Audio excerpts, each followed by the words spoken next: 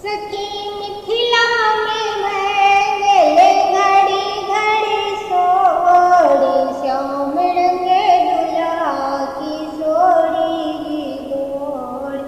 श्याम रंगे दुल्हा की सोड़ी जी गोड़। गाय गोबड़ी ले आंगनी पले, गाय गोबड़ी ले आंगनी पले, गज मोती पन पुराण। श्याम रंगे दुल्हा की सोड़ी जी गोड़।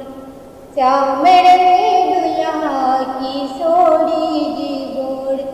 सखी मिथिला में है गेली घड़ी घड़ी सोड़ी, श्याम रंगे दुल्हा की सोड़ी जी गोड़।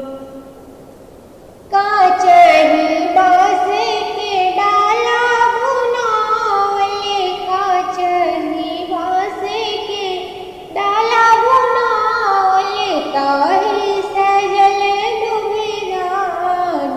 श्याम रंगे दुल्हा की सोड़ी जी गोड़।